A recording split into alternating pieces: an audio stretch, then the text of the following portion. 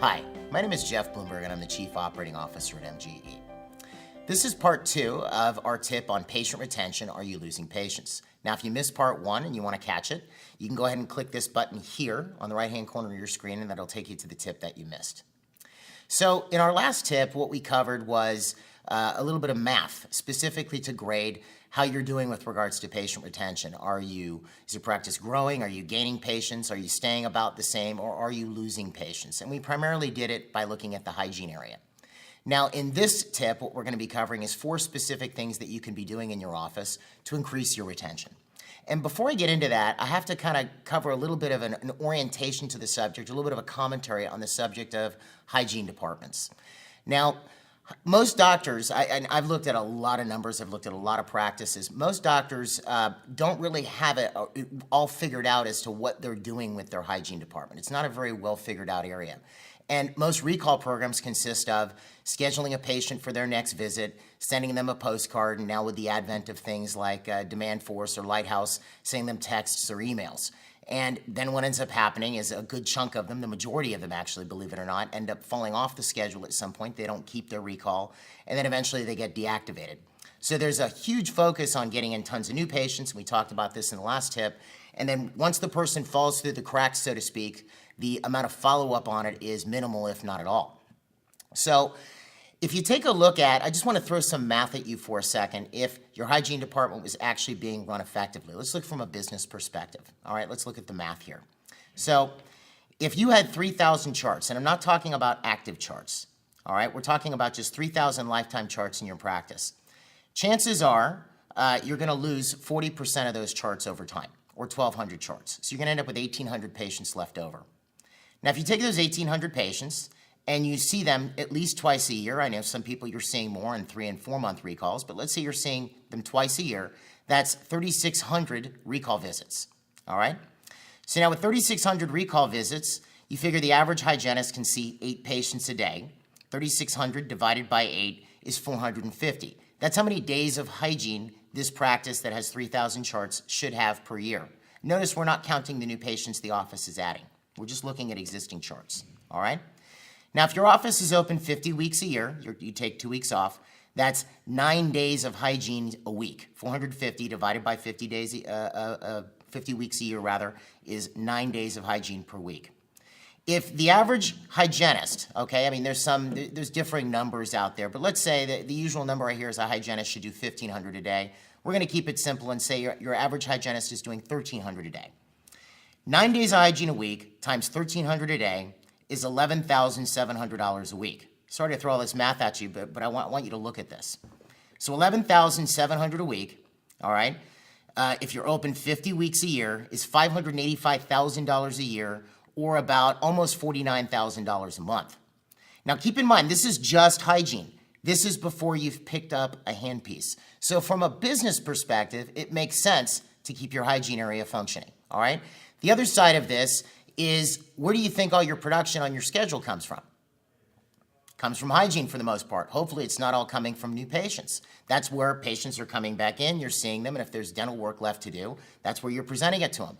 Not everybody, I mean, obviously we can teach you how to improve your case acceptance skills, or case presentation skills rather, and increase case acceptance, but not everybody's going to do everything right now, but this is where people are coming in on a repeat basis, and you end up eventually getting all of the work done that you need to get done with the patient. From a goodwill perspective, too, if you ever go to sell your practice, if your practice is maximized out in the hygiene area, it's obviously going to help your practice sale. So that's what it does for you from a business perspective. Now let's look strictly from the patient's perspective. What's in it for them? Well, if a patient's seeing you regularly, it becomes a lot easier to monitor or maintain any restorations that you've done, as well as maintain and monitor their periodontal health. It also, I mean, you can't guarantee this, but it eliminates potential future dental problems, or helps to eliminate potential future dental problems if they're getting regular hygiene visits and proper home care instruction. It also, with the various studies that have been done over the years, there are obvious connections between periodontal problems and other systemic body problems. Things like cardiovascular disease and things of that nature are connected to one degree or another to periodontal disease. So there's something in it for the patient. And if you look at your overall mission as a dentist, if it's to restore health, function, and aesthetic to a patient, that mission It becomes a heck of a lot easier if you're seeing them regularly. I mean, for that matter, let's say you restored my mouth to, its closest to ideal state possible, then you didn't see me for 5 years again. Well, I'm probably not going to be in the same shape I was in the last time I saw you. Or if my home care instruction was terrible and I decided not to brush my teeth for 6 months and eat Snickers bars every day, I probably wouldn't look as good as the last time I saw you. So obviously, hygiene isn't just a luxury. Having an effective and functioning hygiene department dovetails directly with your mission as a dentist.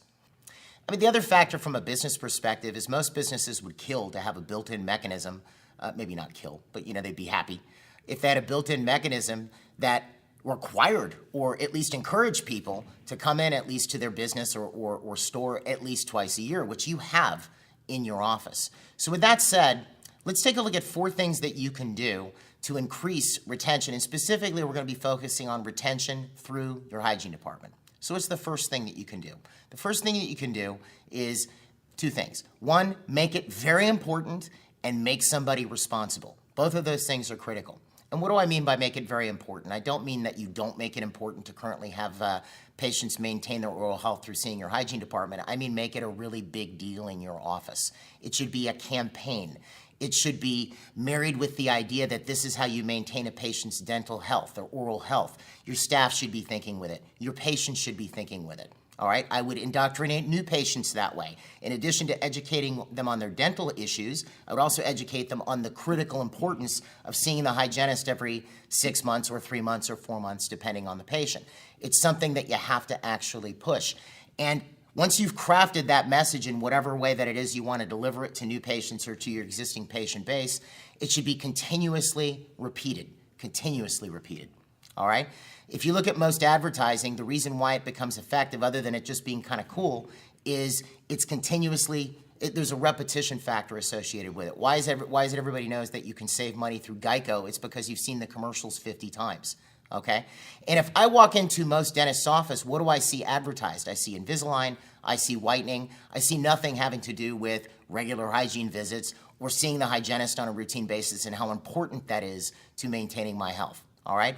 And I would have that figured into any blogs that you post. That might be a blog post you do once in a while. It should be in your newsletters. It should be in any letters that you send out. So that message has to get continuously repeated to your patient base. This is just as important as those restorations you wanted them to do. All right? And I'm not going to get into the clinical arguments associated with it, but it is something that is very, very important. You want to make it important to the patient. Now, the other side of that, too, is you have to have somebody responsible. Someone has to be appointed as being in charge of growing the hygiene department. It might be your lead hygienist or the hygienist that you have now in conjunction with a particular person at the front. If you find that you have a lot of inactive charts, in the thousands, you might even want to have somebody full-time just contacting those inactive charts to get them back into the office, and then you can kind of fill them in on this message that you're now promoting through the entire practice. So that's the first thing you have to do. It has to be a big deal. The second thing that I would do is I would tighten up customer service. There's a lot of different things you can do in this regard. We have videos on it. I put together a little playlist for you. You can find it by clicking here. I'll also be doing a new one within the next couple weeks on the subject of customer service. But what are some simple things? Don't make people wait. Make sure the office is very, very clean and presentable. Make sure that your staff are friendly. Make it a nice experience to be in your office. For that matter, there was a study recently done by a company called Walker Research. The title of the study was Walker 2020. And what they're projecting is by the year 2020, customer experience is going to be more important to the average customer than price when it comes to brand loyalty or picking or sticking with a business. So customer service is becoming a very big deal, especially with the advent of the internet. We all expect things right now.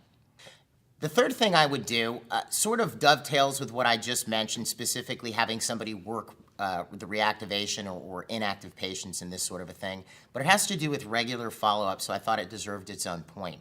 In addition to, you're pushing this campaign in the office, you want to make sure that if I'm not scheduled to come in for hygiene and I'm overdue, I'm receiving some type of regular communication or a phone call on a routine basis.